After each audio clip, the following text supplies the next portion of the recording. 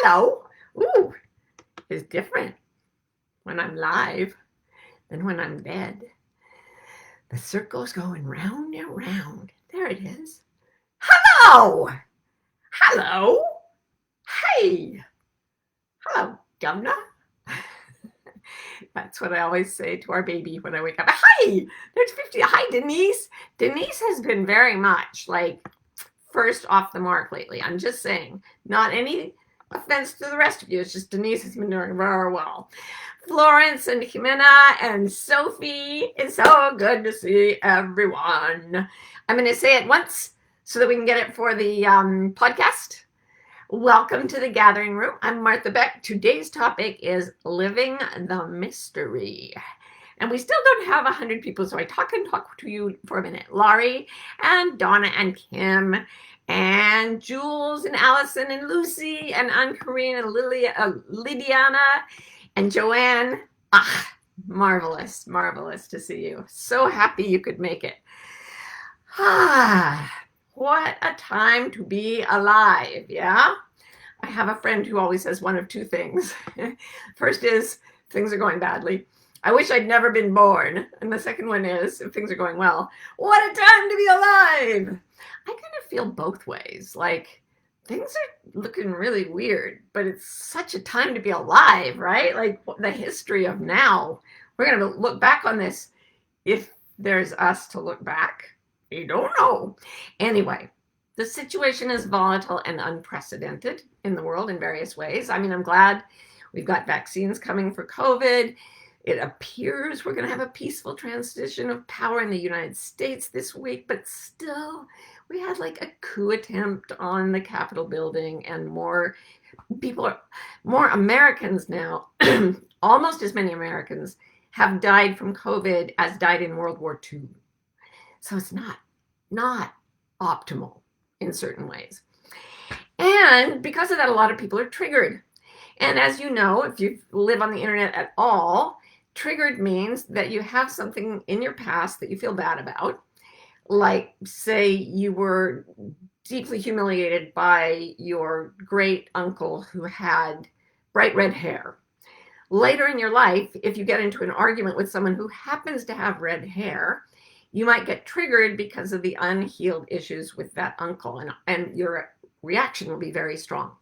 So right now, so many of us are getting triggered about so many things, and it's very difficult to know what to say. Like, going online like this, I talk to other people I know who live by presenting or writing or doing whatever, and we're all sort of saying, how do I avoid the landmines? How do I avoid triggering like everyone with every word I say? And I started to think about this after the riots, and I sat down with my family, and we decided that there's so much political conflict, there's so much potential misunderstanding, that we actually have to live from the center of our souls, not just when we're meditating or when we think of it, but like literally all the time. Like, every word has to be right from the truest truth we have.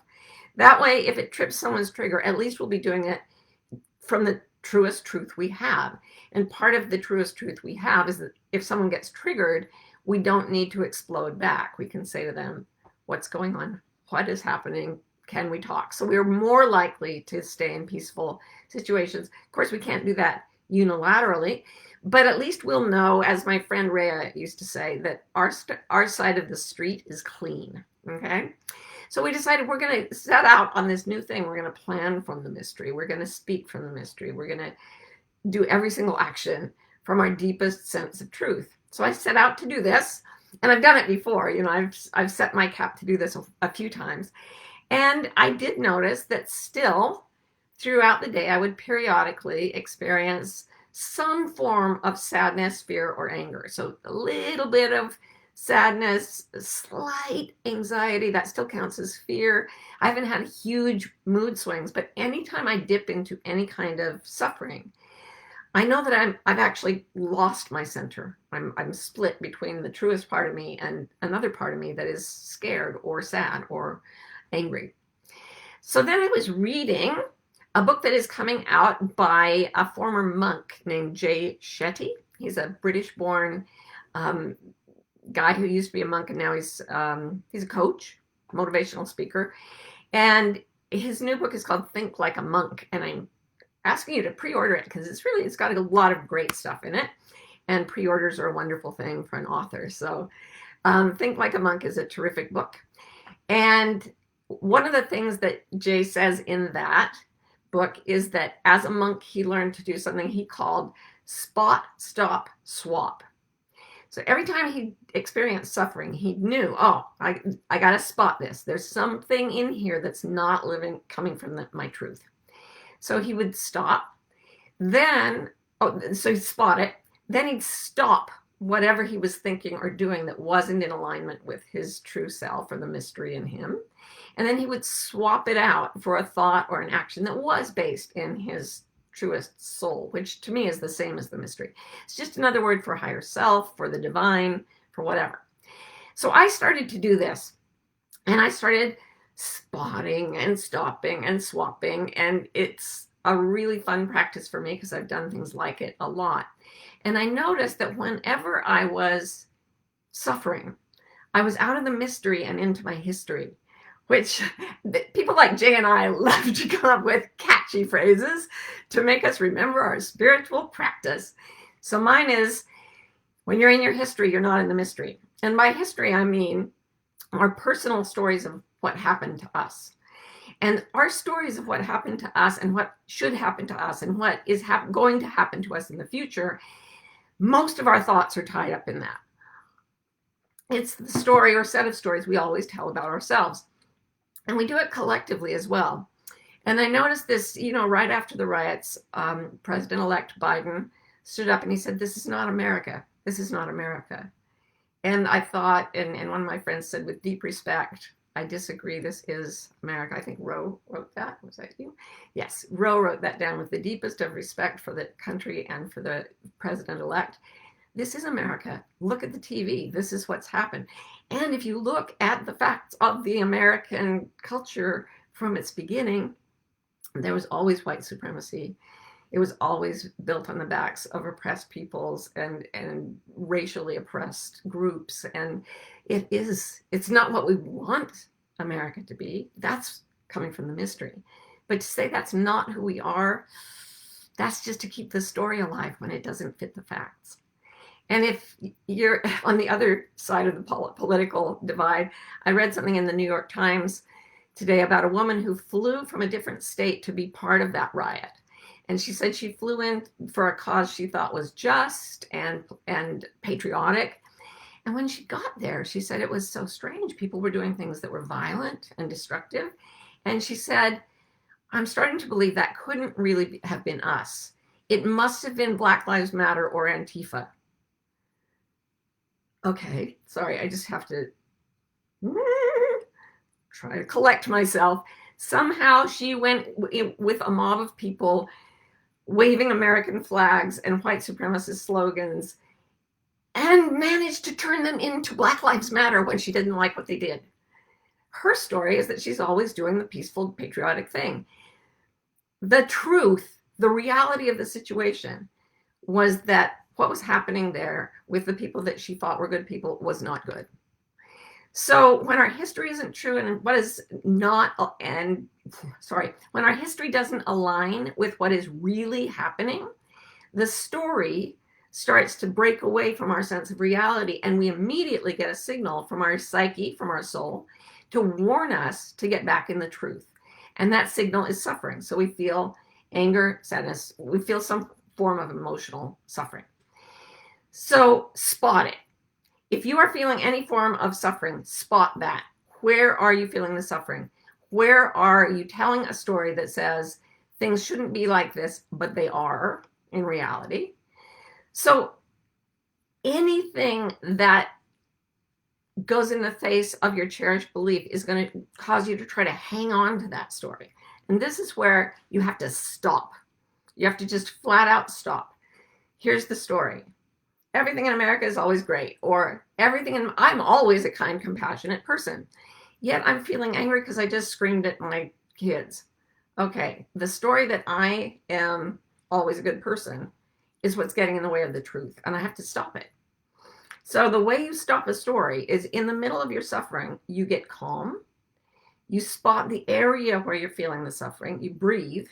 In fact, that's one of the ways Jay Shetty, along with every other person I've ever talked to who practices some sort of spiritual discipline, says breathe out slowly to a count of 4.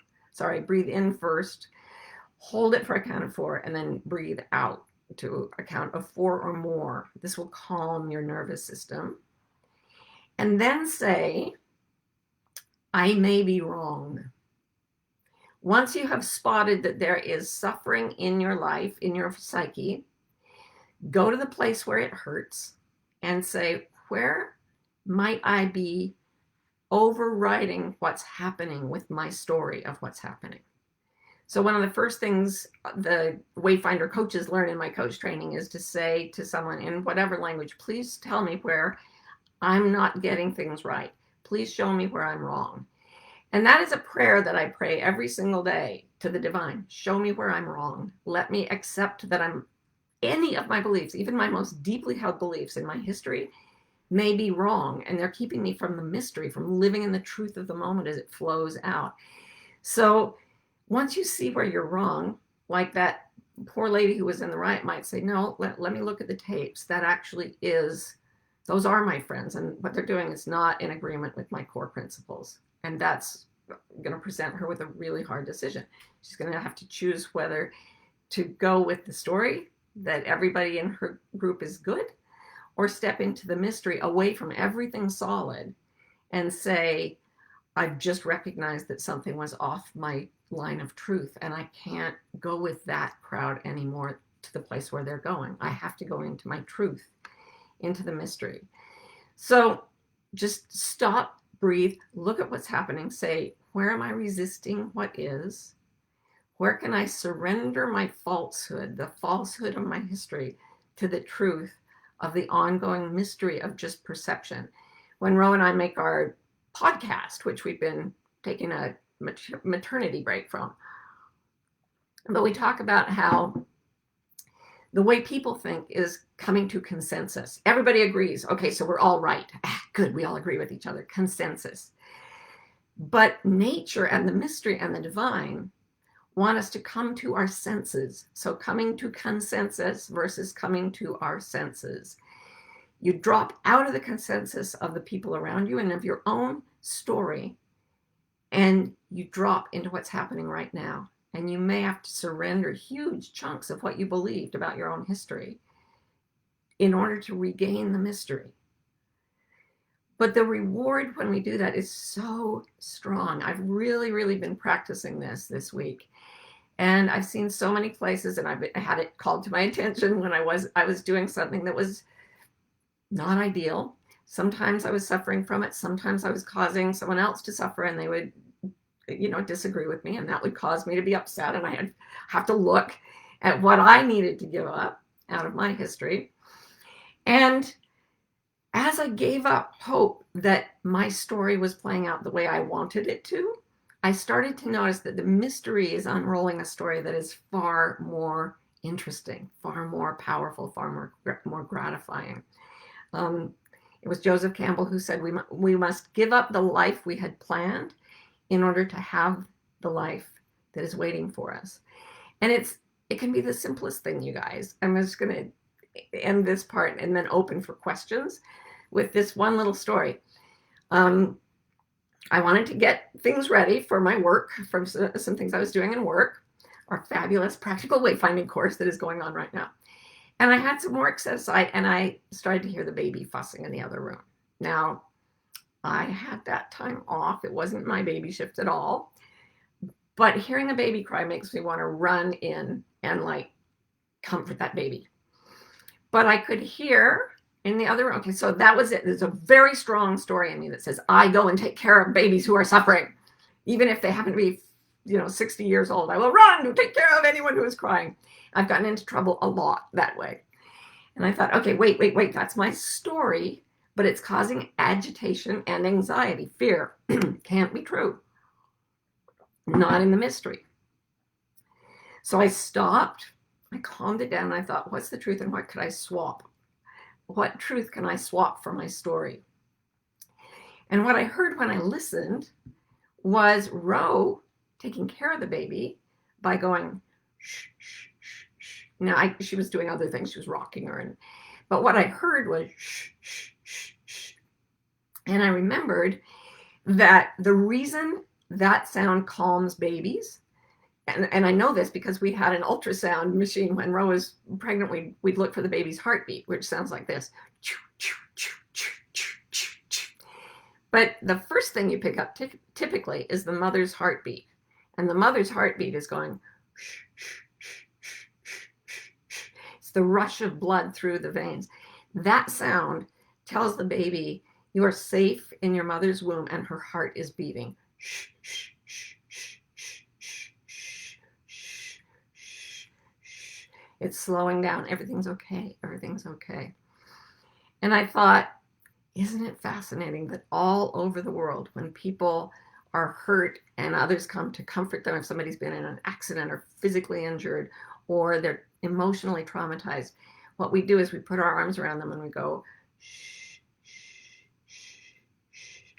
And all over the world, people are telling each other, the heart of the Great Mother is still beating.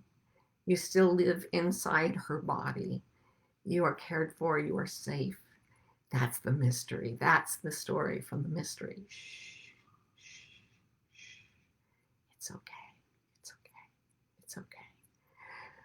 Whew. And there with the baby still crying, I dropped out of my story, out of my history, into the mystery, and found myself in this benevolent world where I feel with every cell in my body that we are in the body of the Great Mother, and she is always telling us it's going to be okay. So Christina asked, and I'm looking at the questions already, say more about swapping. And you're right, I didn't signal that when I went through. When you drop your history, your story, you say, tell me where I'm wrong, and then you come to your senses, you look around at what's actually happening, that's the swap. So President-elect Biden could say, that's not America. Wait, no, calm down. That story doesn't match the facts. What's the truth? America has always had an incredibly deep and vicious racist element, and it's in the fabric of what we are, and we want to get it out. Okay, that's the story that we swap for. The story that's in front of us as we look at what's happening in Washington. When I swapped, my story is I rushed to heal and rescue people for, wait, let me see what's actually happening. I saw that something else was taking care of that baby. Something else was taking care of all the people I love. And it came in because I didn't rush ahead on my story. I stopped. I spotted my anxiety. I stopped. And then I swapped my story of I am the rescuer for I get to be, I'm just listening. The story that came in was, the story that swapped for was, oh my goodness, we're always calming each other with that sound. And it's real and it's true. So that's what you swap it for, the coming to your senses. You drop the consensus and you come to your senses. That's the swap. Laura says, it sounds like the Serenity Prayer in practice. Indeed it is, as is every fabulous spiritual practice. That is just one hell of a prayer, I have to say. God grant me the serenity to accept what I cannot change, the courage to change the things I can, and the wisdom to know the difference. That's something you can always use to step out of your history, and it will put you right squarely in the mystery. So Elisa says, can you elaborate on your step-by-step process when you're triggered? So I was talking about triggering other people, and I wanted to not do that. When I get triggered, I notice it the moment my witness mind observes suffering. So if I'm in the suffering, for example, if I get really angry and I'm just like, there's no distance between me and the painful emotion. If it goes on long enough, I'll get tired, or I'll hurt someone's feelings, or I'll just start to feel toxic and separated from my real self.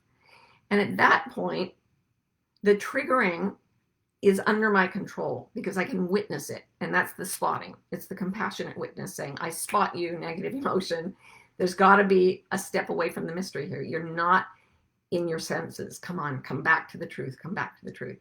Then it's about stopping the system of thought that is bringing you the pain. And with triggering, it would be like, that red-headed man is out to get me. And I'd be like, stop it. Wait, look, okay, let's see what's really true. He's not aggressive.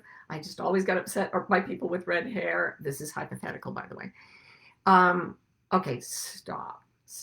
And then swap it for, what is this man actually doing? He's actually not doing anything harmful to me, this red-headed man in my hypothesis, my hypothetical situation. And then I can settle down and I can swap my triggered image for the image of the person who's actually in front of me. So the next time somebody makes you angry, they're probably triggering a memory or a story that you have about you're not being good enough. When you stop that and you start looking at the facts, what did he actually say? He didn't say you look fat in that. He said, I love the way those other pants fit on you, or whatever it is. You know, it could be any little thing that gets us triggered. If we come back to the truth of the situation, very frequently the other person is not trying to harm us as much as we think they are, or the situation is more benevolent than we think it is. So that's what you do when you're triggered. So Donna says, how do we get to the point of realizing our history is false? Well, you just keep comparing it with reality. And you also ask people. Donna, I think you're in the coach training. So one of the things we do is when we're coaching someone, we'll say something like, you seem upset. It feels like there's tension in your shoulders. Am I right about that or am I wrong? Tell me if I'm wrong. Tell me where I'm wrong. And then they say, no, you're wrong. That tension is in your shoulders. I was actually feeling really happy. And then you go, oh, thank you for informing me. And there's a little bit of ego where some people would say, no, I can see it in you. You are tense. We try to get calm and listen and use all our senses, come to our senses to see the truth of the person in front of us. And it may be that we still feel like we've got the right call, but it may be that they've got the right call and we're wrong. You do that a few times a day, you start to get a really loose grip on all your beliefs.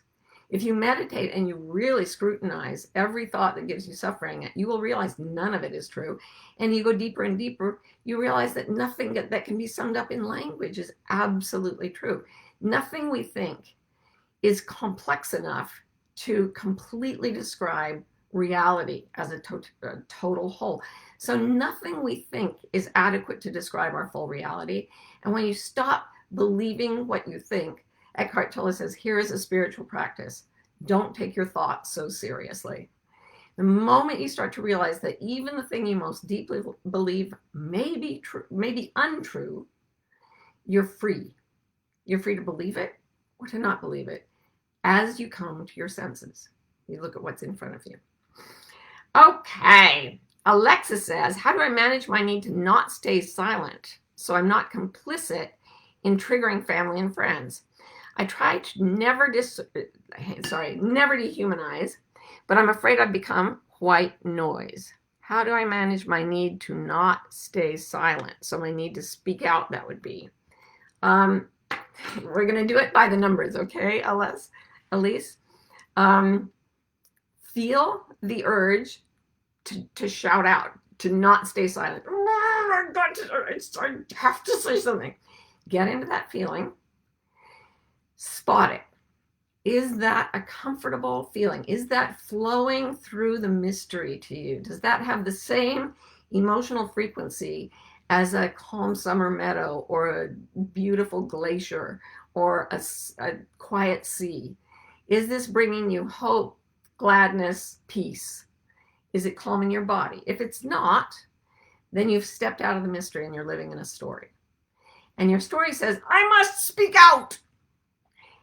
It may be true, but if it's causing disturbance, it may not be true. So there was one guy who said, before you speak, make sure that whatever you have to say is an improvement upon silence. This was an Indian yogi. He said that, and then he didn't speak for 19 years. When he did, it was really good. But you feel like you've got to speak. That's your story. That's your history. And it's not, you know, from experience in the past that you've triggered people with that. Now, that may be their problem, not yours. It may be true that you need to speak out. I've certainly felt that at times, and I think we all feel the need to speak out in favor of what we feel is most true and beautiful. So get really calm. If it's a falsehood, spot the falsehood and stop it.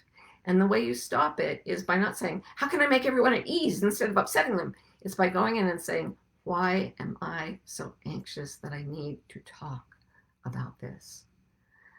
What's my anxiety? Go deeper, go deeper. I can fix everybody, or I need people's attention, or nobody ever listens to me. It's my time. Whatever your story is, if it's pushing you into places that cause suffering, you need to step out of the history and into the mystery. And the way you do that, you swap your story, I've got to speak, for the mystery, which is often found in silence. And you look at your loved ones and you listen to them and you realize that by staying silent, you can allow the flow of energy in the room to do what it wants to do. And you can become a compassionate witness to everyone there. And the mere presence of a compassionate witness who says nothing is incredibly powerful. It's one of the reasons therapy works so well. Just a compassionate witness who listens more than they talk. So that may be the way out of that for you. Same thing. And you will not become white noise. What you say will be important. Nate, hello, Nate. My computer is showing me tiny print. Nate says, how do we focus on the message of the riots from Black Lives Matter, Antifa, Republicans, Democrats, white supremacists, and everyone else instead of focusing on their actions? The message is what needs to be heard and focused on and helped. Actually, Nate, I would say that the message as it's spoken in words is often just a chosen story. And it's usually a story of persecution. You know, I was raised in a church where we were taught that we were basically made up of persecuted pioneers who were chased away from the early United States into what was then the Utah Territory, because we were just so righteous and so persecuted and so humble and innocent. That church now has something like $130 billion in assets.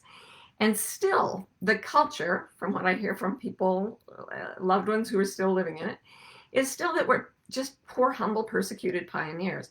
So that's our story. That's our message. That may be our message. Or your message may be whatever your indoctrination is. What I think we need to do is come to our senses, get out of that story, get into the truth, get into, I feel what's in your heart. Like if I could be a big enough person to really get calm, and I've watched spiritual masters do this, have somebody screaming in their faces. It's actually happened to me a couple of times too, but I've seen other people do it much more impressively. Somebody's screaming at them, and all they're projecting is, I see you, I hear you. I see you, I hear you, but I'm not hearing the message you're screaming as loudly as I'm hearing that you are frightened and broken and angry and suffering. And that can't feel good. And they're just present with it. And ultimately the person will talk themselves out or not. But more often than not, in the presence of a stillness like that, they'll come into the truth of their own experience. They'll get out of the story and just be in pain, and then they start to cry, which is what does Tennyson say? So runs my prayer. But what am I? An infant crying in the night, an infant crying for the light, and with no language but a cry. Like underneath it all, there's that cry of the hurting child that's been fed whatever history. And if we can hear the crying child within ourselves and love that, if we can let the mystery love that, then it generates to other people as well. So yeah, listen to other people, but don't just listen to their messages. Listen to their hearts. Listen to their experience. Listen to the feelings that come with it. And finally, Jody says, when I focus on trying to be more relaxed and playful, I fear drifting into numbness where I'm not connected to the truth, but avoiding what I want. How do I notice when I'm drifting out of perpetual creative response and into distractedness or numbness? You will notice it by the numbness. It's always suffering that wakes us up. And numbness, boy, numb is the worst suffering I've ever had. Honestly, numb several years of depression, numbness was worse than the grief that came when I finally broke out of the numbness. So numbness is suffering. So is sorrow. So is all the negative emotions we've been talking about. So don't worry. If you drift off into a story that's not in the mystery for you, suffering will remind you. It'll poke you and wake you up. And if you don't wake up, it'll poke you harder. And then it will punch you. And then it will start punching you very hard. And eventually you'll go, wait. I just spotted it. Something's pulled me out of my mystery and into my history. I got to get out of the story because I spotted it. Now stop it. Stop telling that story. Whatever the story is that makes me run to get myself numbed, makes me do all these things to deaden myself. Come back into right now, into whatever sorrow or fear I might be feeling, but deeper, what's happening around me. I'm in a comfortable room. Everything's okay. I'm not, nothing, a bear is not actually in the room right now. I'm not starving to death right now. And that's all that's available for the senses ever. In nature, in the mystery, it's always present. And then you will hear from somewhere, from the wind, from the trees, from the water, from the rain, you will hear shh, shh, shh, shh, shh. The heart of the mother is still beating around you. You are held within the mystery, as loved as an unborn baby. It's okay. We're safe. It'll be all right. And from there, you take your next step into the mystery. So I intend to keep practicing this all week, and I hope you guys get some good out of it too until we next meet on the gathering room. Thank you for being here. Mwah, mwah, mwah, mwah. I love you. And now we are going. Bye.